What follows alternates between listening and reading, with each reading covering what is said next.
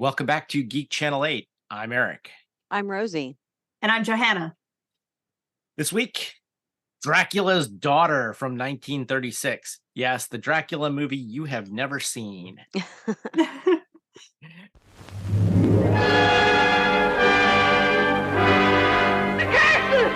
Dracula! He's come back!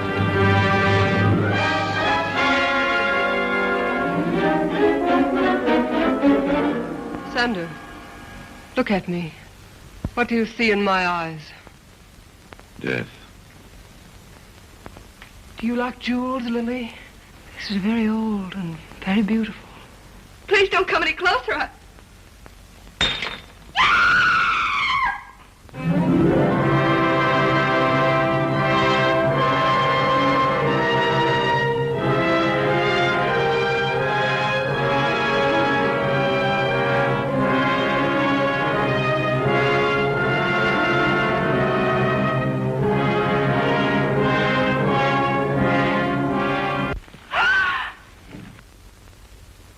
Her pulse is weak, Dr. Goss. Growing weaker. All your skill can't help her now. She's under a spell that can be broken only by me. Or death. I am Dracula's daughter.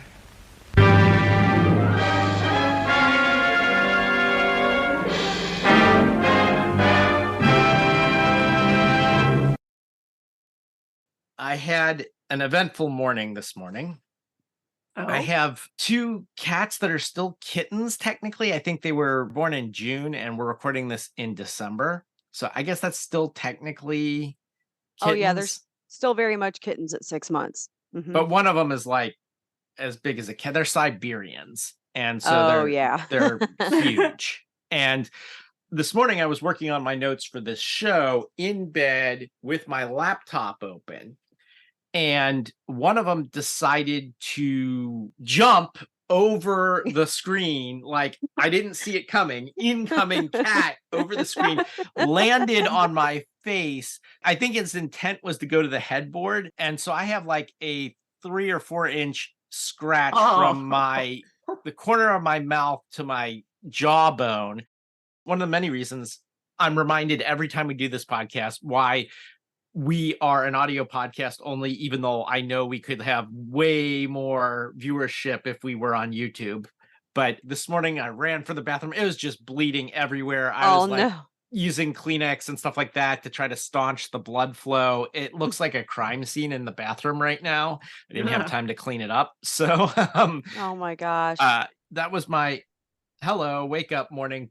The same cat I was super happy with yesterday because he brought his little mouse toy to me and I threw it and he brought it back and I threw it again. Cute. And he brought it back again and I threw it again. And I just went on for 6 or 7 times. I didn't want to do it too many times because my last cat liked to play fetch. And one time I played fetch like 100 times. And finally she's like, yeah, we're never playing that game again. So you didn't want her to get tired of it. So I don't want him to get tired of it. So it's so cool having a cat that fetches. Apparently they're very dog-like cats to begin with. I didn't know this was such a thing. And then I Googled them on Wikipedia and there's a page called Puppy Cat. And it's about breeds of cats that are like dogs. And apparently Siberians are one of them. My cat has become incredibly jealous of the new baby. Aww. And seems to have no concept of, okay, you're going to be displaced for a while. Because I definitely used to talk to my cat as if she were the dearest, closest living being to my soul. And now there's this other little being that's kind of gotten in between us. And so I'll be nursing Eleanor. Eleanor will be in my arms and the cat will come and try to sit directly on top of Eleanor. Okay. In order to be next to me. Now, wait a minute. I see the root of this problem right now. It's Eleanor and the cat. We need to say Eve's name here. Yes. Okay. So the Evening, who goes by Evie for short, is a magnificent cat. And she is also a dog-like cat, just in the sense that she is very affectionate. She follows me from room to room. If she doesn't know where I am, she will meow for me and wait for me to respond. So we have this bond, Evie and I, but just like right now, she just can't be right on top of my chest or, putting her paws on my throat to wake me up to feed her, all of the ways that cats show how much they love you. Oh yeah, yeah. So I have to know, like, when your cats meow, guys, like, do you meow back? Because I totally do. I always meow back at my cats. No, it's just like I wouldn't talk baby talk to a baby. I like talk to them seriously. I'm like, yeah, what do you want? I meow back if we're not doing anything. Like if Evie and I are in the same room and she just kind of meows at me for no reason, then I will meow back at her, just like a nod. Yeah, just like a call and response kind of thing. But if it's clear that Evie wants something from me, then I speak to her in English to be like, Evie, I'm in here, or Evie, you lie. You've already been fed today. Evie lies to me all the time. Yeah. Yeah. On the animal front, I don't know if you guys know this, but we are up to 3 Frenchies and 2 cats. That is ridiculous. I know. I think you need to stop. I know. Well, unfortunately, we had to say goodbye to our Great Dane Pearl recently. Oh no. Yeah, she was a 12-year-old Great Dane though. That's pretty good for don't they live for like 7 years normally or something? Yeah, they like if they hit double digits, it's like amazing. So, yeah. Well, let's just get into this. Dracula's Daughter. This is a 1936 film. So it's about 5 years after the Lugosi Dracula before we finally get a Dracula sequel. Rather than a background to the year, I'm going to give a background to some of the other movies that came out, specifically the other horror films that came out leading up to this, because the Hays Code, which we've talked about before on the podcast, came into being around 1934 and possibly specifically having to do with horror movies, much the way that the Comics Code came in the 1950s, largely due to horror comics. Here's some of the films that came out in the year before Dracula's Daughter. April 22nd, 1935, The Bride of Frankenstein, starring Boris Karloff, is released. This is one of the high watermarks for the Universal Horror series and for horror movies in general. So it really opens the floodgates. May 1st, we get Todd Browning doing a film for MGM called Mark of the Vampire, which starred Bela Lugosi. That opened in New York, May 1st of 1935. May 13th of 1935, Werewolf of London is released. June 6th, The 39 Steps, a thriller, is released in the UK. July 8th, the horror film The Raven, which starred both Boris Karloff and Bela Lugosi, premiered. July 12th, Mad Love, starring Peter Lorre, is released. July 15th, The Black Room, starring Boris Karloff, is released. I'm mostly only talking about the major horror films. There are a lot of B horror films that come out, and I'm going to mention one of those. The Sea Fiend comes out September 5th, which is about a vanishing ship. And the reason I mention it is because later that same year, November 14th, Phantom Ship, about a vanishing ship, is released in the UK. That one stars Bela Lugosi. So Lugosi, Karloff, they are busy at this time. In 1936, in January, we get The Invisible Ray, starring Boris Karloff. March 2nd, Sweeney Todd, The Demon Barber of Fleet Street, is released in the UK. March 14th, The Walking Dead, starring Boris Karloff, was released. And then May 11th, Dracula's Daughter is released. I figured our audience would be interested in knowing what the path to a sequel looked like, given the success of the original, but also it's not like there was a whole book series of Dracula related content to borrow from. So they had to more or less make it up from scratch. And the scramble to get the rights to make a sequel started almost immediately after the success of the first film. Universal figured out that Dracula's Guest, the short story I think we mentioned in another podcast, is really the only other Dracula related source material out there. And so there was a little bit of a bidding war back and forth between Universal and MGM to secure the rights to this. I want to make a correcting the record here right now, because I believe in the podcast where we talked about Dracula's Guest, from my memory, I thought it was Jonathan Harker's visit or someone visiting before. I believe Dracula's Guest was actually the Renfield visit to Transylvania, to Dracula's castle. So I wanted to clear that up, especially since that sort of was what we got in Dracula rather than Harker. But there we go. This is the mixed up world of the rights to Bram Stoker's novel. Yes. Anyway, they managed to buy the rights from Stoker's widow, Florence, for $500. And then if they ended up making the film, it was going to cost them $5,000, which sounds like basically nothing given the success of this franchise. But there was a ticking clock associated with this. MGM was going to get the rights back from Universal if Universal didn't start production by 1935. So creating the film ended up being a little bit of a rush. They were also against the clock because they had a great deal of trouble actually getting a script approved by the Production Code Administration. First person who took a crack at this was John L. Balderston, who had previously worked on the 1931 Dracula and also on Frankenstein. And his approach was to try to craft a script that tied up some of the loose ends of the original film. And that intention did follow through in later drafts by other screenwriters. But one of the main problems was Balderston's adaptation involved a lot of characters from the original Dracula, and they didn't have the rights to all of those characters. They only had the rights to things that showed up in Dracula's Guest or stuff they were going to make up. So that script was a no-go. The next version, written by a guy, last name Sheriff, involved two engaged couples who go on a holiday to Transylvania, and the men fall under the thrall of Dracula's daughter. And then Van Helsing arrives in time to destroy the Countess and attend the double wedding. So a nice happy ending. This version was submitted on August 28th, 1935. Remember that they had to start production by October. And the British Board of Film Censors rejected it, saying that Dracula's Daughter would require half a dozen languages to adequately express its beastliness. The Production Code Association, headed up by Joseph Breen, said that the script contains countless offensive stuff, which makes the picture utterly impossible for approval under the production code.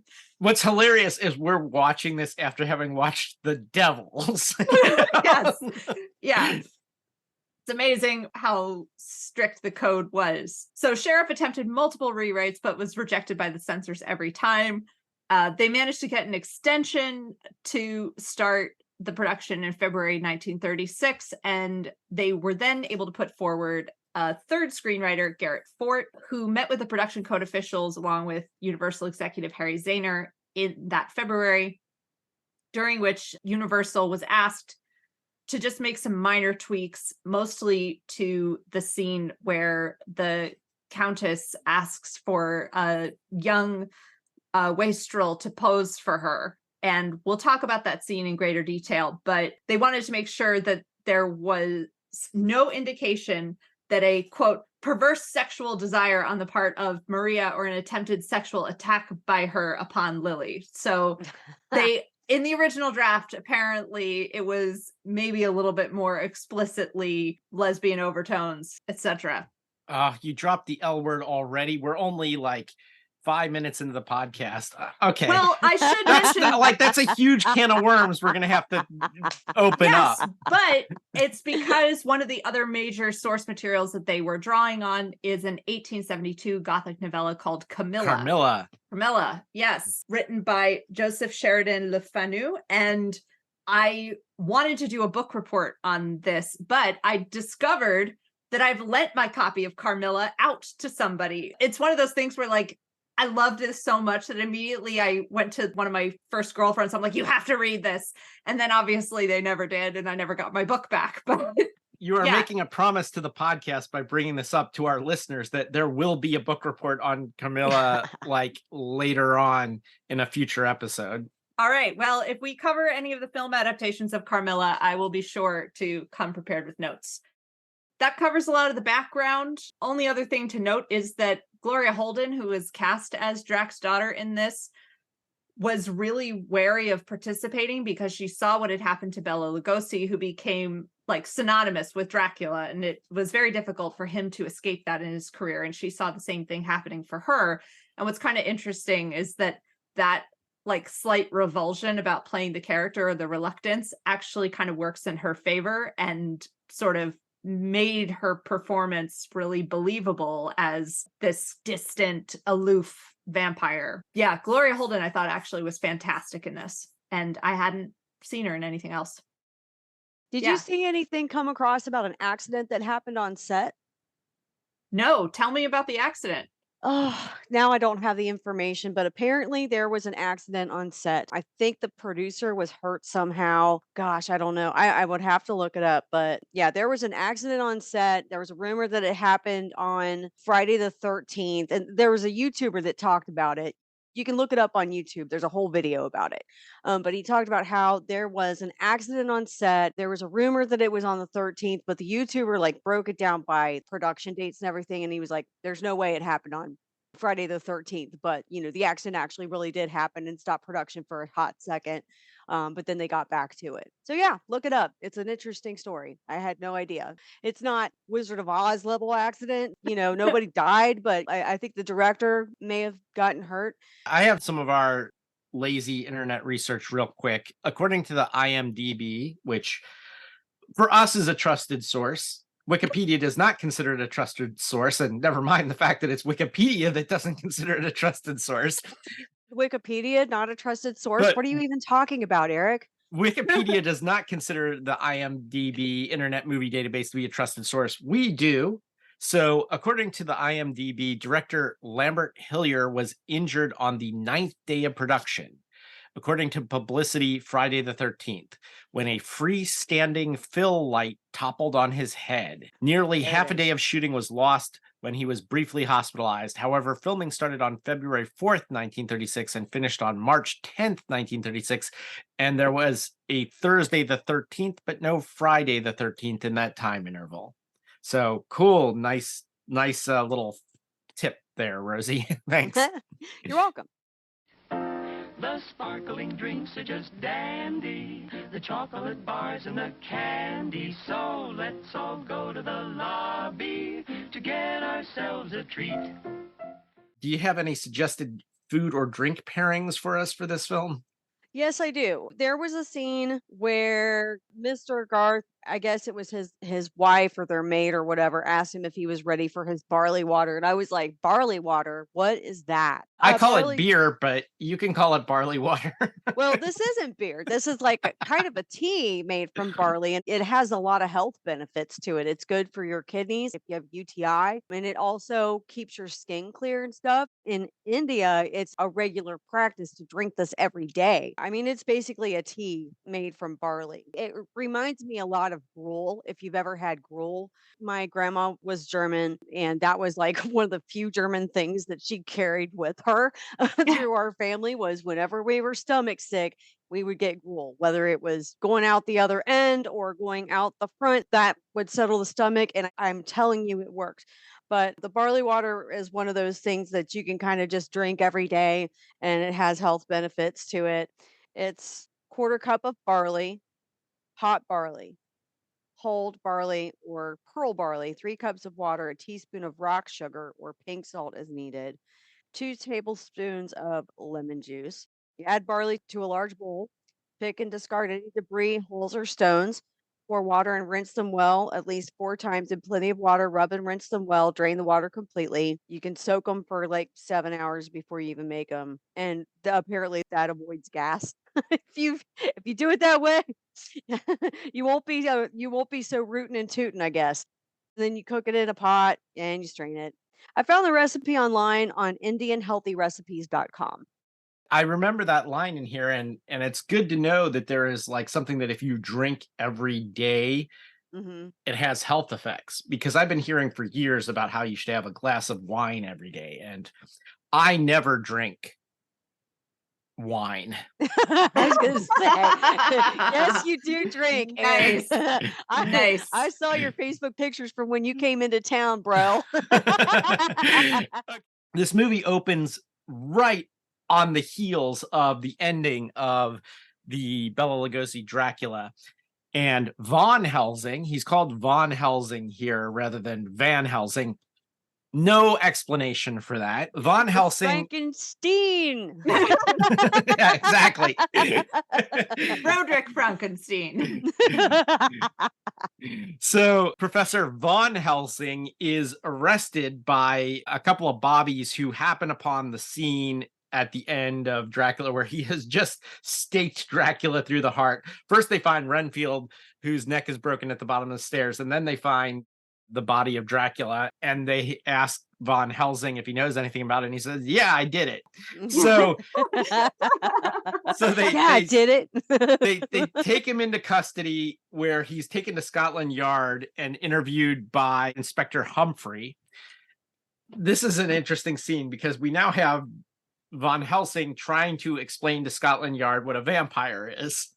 Yes. So I know in vampire movies, this has to happen in every vampire movie that has come since, but this is the earliest film I can recall where someone has to explain that vampires do exist. So there's a bit of a debate about that. He's in sort of legal hot water, and they advise him to get a lawyer, and he refuses a lawyer in favor of his former star student, Dr. Jeffrey Garth, who I think is a psychologist. I don't know. I don't know what the doctor is. Yes, it seemed like he's not a scientist and not a medical physician. So sort of the same kind of doctor that Van Helsing is, like a doctor of letters of vampires. Well, a parapsychologist. I think he's probably a psychologist. Like, I think this is like a Dr. Seward type guy, but they couldn't use Dr. Seward. So I think that this is Dr. Seward, but just renamed. That's my theory. Meanwhile, Countess Zaleska arrives with her servant Sandor, and they steal Dracula's body from the one guy. They hypnotize the one guy that was there to guard it, and they steal Dracula's body and cremate him in a ritual, which we find out is designed to break the curse of the Draculas, which is on Countess Zaleska. So she is what in vampire lore has come to be called a dampire, which is a vampire that is born a vampire rather than made into a vampire, which apparently is sometimes a thing. Like I think Blade is in the Marvel universe is a dampire or something like that. They call him a day walker because he can walk in the day. Because he's a vampire human hybrid. I don't know. Anyway, that's what she is. Or maybe it's just a curse. Maybe it is in fact a curse. She thinks it's broken the curse. And finally, she can be a normal woman. And she's talking to Sandor, and she talks about the shadows and, of evening. And he says, yes, evil shadows. And she's like, no, peaceful shadows. And she says, like, listen to the flapping of wings. And he's like, yes, the wings of bats. And she's like, no, the wings of birds. And, they go through this whole rigmarole where she's trying to be, and then finally he's like, why do you deny what you are? And then finally she like goes out hunting that night. Okay. Now, I have heard a ton of stuff about this being like a lesbian, like metaphor film, whatever. I don't know. It's really popular among lesbians and LGBTQ types. Anne Rice mentioned that it was a huge influence on her writing. So this is the first time we get some hints of that here, but I don't get it. All right. Now, cisgendered straight guy here. So I don't know if I'm missing something, but to me, I don't really get it. Because when she then goes hunting, it's not for a woman. Her victim is a man. So we opened the lesbian can of worms already. So what say you guys? What's going on here? I think the tell is when she did have the model that was her victim. The tell is always the soft lighting and the filter. The romantic soft lighting and the filter that always appears during a romantic scene. And it appeared when nothing romantic was going on, but it was there. I kind of feel like, there could have been a little bit of a nod there, but they couldn't have too much of a nod because of censorship. But the soft lighting is the dead giveaway for me. she's not going after the doctor as a romantic object. Like, she really does seem to be, like, in the beginning, like, I want to be free of this. And when her compulsion is really driving her, she is seeking female victims. She's got this cool manservant. And I think the fact that she and the manservant have like nothing, like there's no chemistry. It's the fag hag thing, right? Yeah. He's totally her fag hag. He's her cover girl. But when she goes hunting that first night, she chooses a male victim. Then she meets Dr. Garth at a party and asks for his help to cure her obsessive compulsive disorder or make her normal or whatever. And he tells her to put temptation in front of her, like an alcoholic that keeps a bottle of liquor in the house just to remind himself of the temptation. She's like, if you can overcome that, that's how you fix it. And so that's when she asks Sandor to go find her a model. So when she's actually asked to put temptation in her way, she chooses a female victim. So on the first night, was it just like trying to prove that she's a straight vampire by going after a guy, you know? She was playing it straight that night. Hey. You know, what's kind of interesting about this addiction metaphor is, depending on your view of addiction, this either reinforces the idea that being a vampire is a disease, it's outside of your control, and there's no moral blame there, basically. Like, you're managing your addiction the best you can. You have to sort of surrender to a higher power in order to overcome it. Like, it's very interesting from that side. But I think in the context of 1936, when this film came out, it would have definitely been seen like vampirism is a moral failing that you should be able to, like, you know, there's sort of a pray the gay away thing going on here with the vampirism. You just need Jesus. Yeah. So I like how the addiction metaphor plays on a couple different levels here. So anything else about the infamous model scene?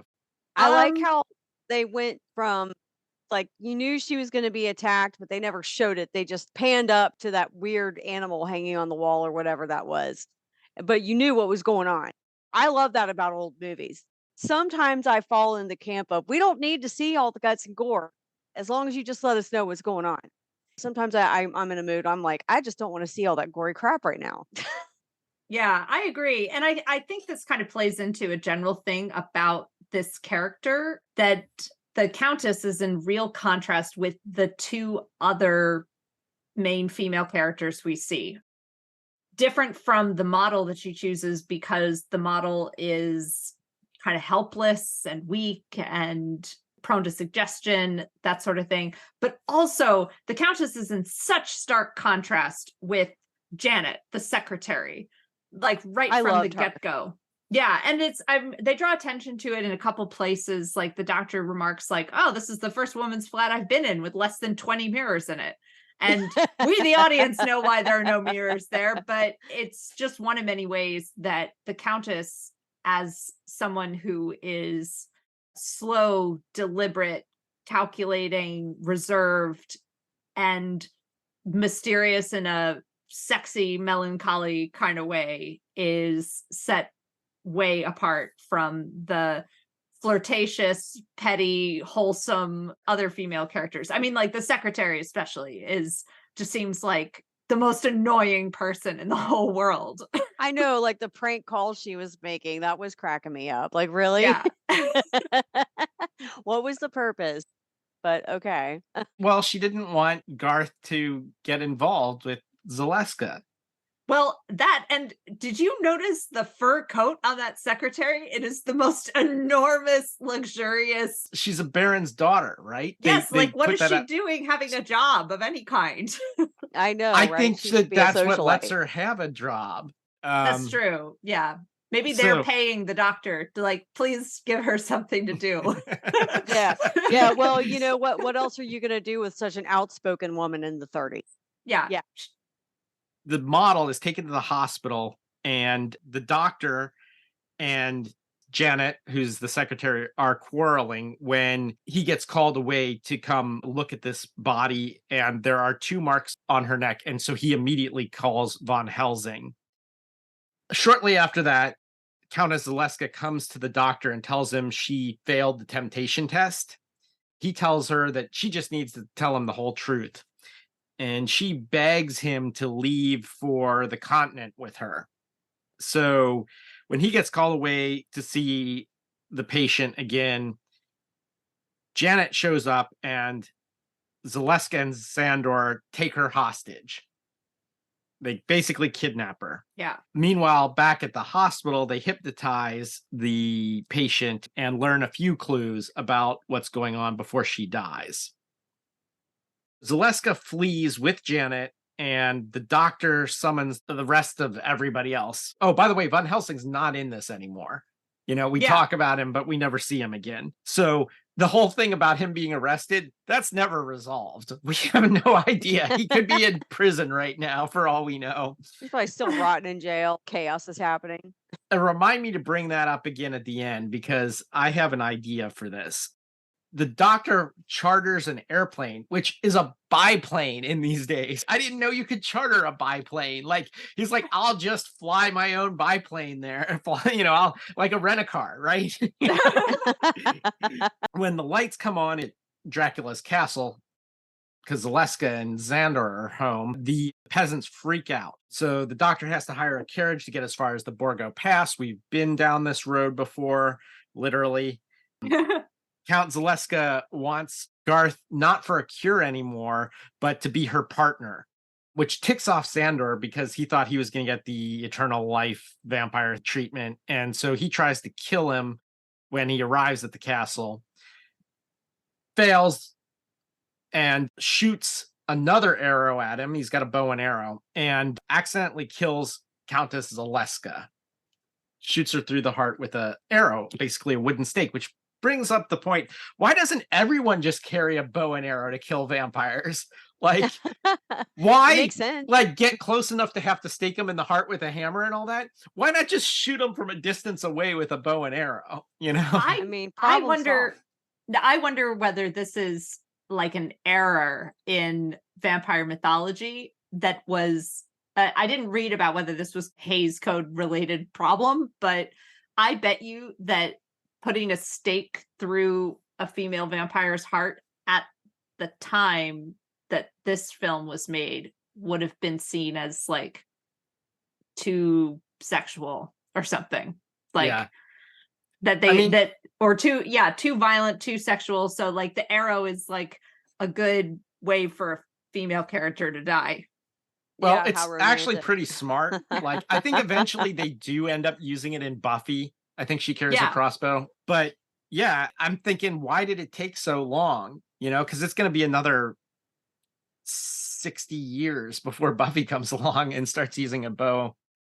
I love that they returned to the castle from the original movie. This made me so psyched to see the castle again, even with the cobwebs. The cobwebs still up exactly as they were in the previous film that he had to slash through instead of magically transport behind. Anyway, when we showed up back at the castle, I was psyched. Awesome. I liked it. It was entertaining. It kept my attention. It kind of reminded me of watching the old-timey films with my grandma growing up. So I really enjoyed having that feeling while I was watching the movie. And also, it's nice to see a female main character in a movie as old as that. Women were still very much considered to be second-class citizens and things to be ogled and used as decoration and to cook and clean up after men. So it's kind of nice to see a female lead that is strong, confident, powerful, even though she was evil. It still was pretty cool. So yeah, I liked it. I mean, she wasn't totally evil. I mean, she didn't want to be evil. She started the film out like fighting the urge to kill. I really enjoyed it. And I always get a big kick out of those soft, foggy scenes that they always do only on, usually only on women to make her look prettier or more attractive to the man in that scene. But it always cracks me up because sometimes it just seems random. And I don't know why that amuses me, but it just does. So it's called a Hays filter, which is hilarious because the Hays Code was the production code that they had to use the filter because spelled the same way? Is it spelled the same way? I think it's spelled differently. It's Hays, Hays is the name of the code after the name of the person, but it's a haze filter, Haze, because it creates a haze. I agree with Rosie. Love me a femme fatale, and this is a great example of one. I also think making a sequel to Dracula is, a tall order, and I think they did a good job of balancing, like, honoring the flavor of the original and keeping it in universe, and really picking up like right where the original left off with a convincing story, while also creating something that wasn't just a total rehash of the original with different characters.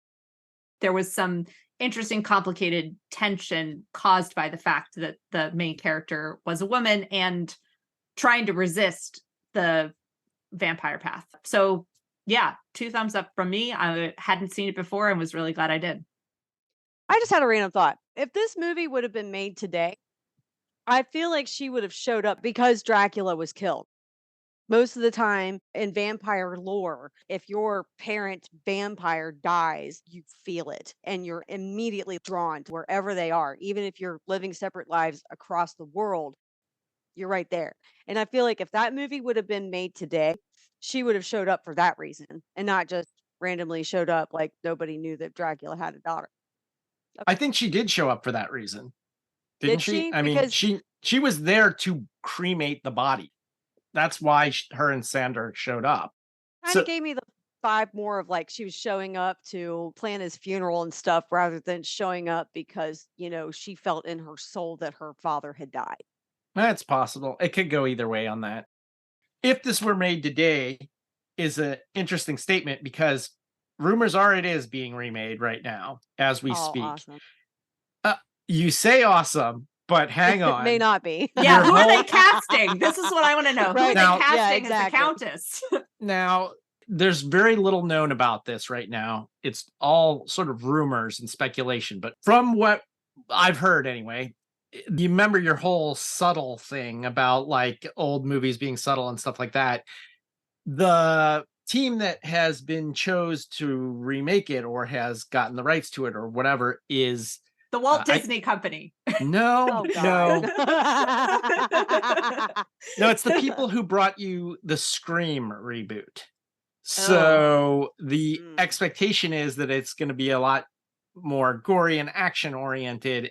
In my opinion, what I would do with this film, I would start it as an actual courtroom drama kind of thing and play out that whole Van Helsing story where it's like he gets arrested and how do you defend that in court? And like have that whole thing be the catalyst to the story and sort of play that out and have Countess Zaleska called in, because she is the next of kin, all of that.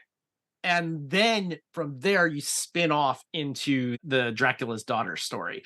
I think that would be really cool. It would be a lot more subtle than like what I expect that we'll get from the makers of Scream 6 or whatever they're on now. Watch him put Matthew Lillard in the movie. Was he in Scream 6? I can't remember. I'm not a big Scream fan. I just know he was in that. I think Matthew he Lillard, is but- supposed to be in it. Oh God, that's so funny. He actually does a really good job in Good Girls. Just to give Matthew Lillard credit, but I just think it would be funny if they're like try to throw him in a vampire movie. I'm mostly bummed. If it's the Scream team behind it, then that means we're going to get a B-list actress in the role. I want to see Cate Blanchett do this. Oh yeah. Oh wow. Yeah, Good that would be call. that's a good casting right there. I don't know if that's what we're gonna get, but No, not with the Scream folks behind it, but I don't know. I mean, I think Cate Blanchett would do vampires, right? Maybe. She was a Marvel villainess and she was in Lord of the Rings. She's got some geek cred. Oh yeah. so from JoBlo.com, Another reputable source. yeah, April 11th of this year, they say the filmmaking team that made Ready or Not Scream 2022 and Scream 6, The Scream, has come on board a Universal Monsters project that was previously going by the title Dracula's Daughter. So Yeah, this is by no means the only site that reported this back around the spring. Universal indicated to the Hollywood Reporter that the project falls in the lane of such films as Leigh Whannell's The Invisible Man and the upcoming Renfield, no longer upcoming, but Adam McKay's take on a Dracula side character. Movies that provide, quote, a unique take on a legendary monster lore and will represent a fresh new direction for how to celebrate these classic characters, unquote. Very scant information, but there we go. Let's hope that they do something good with it, because this one is definitely ripe for a remake. If you're going to remake a film, I've always said remake a film that you can really improve on. And too often they take a real classic film like King Kong or Psycho or something, and they try to remake that. And I'm like, you're going to fail, because those are nearly perfect in their original form. Take a film that could really use an update. And I think, as much as I liked Dracula's Daughter, I think it could use an update. I give it a thumbs up, but not as high as I would for most of the other Universal monster films. Until next time, this is Eric. This is Rosie. This is Johanna. Signing off.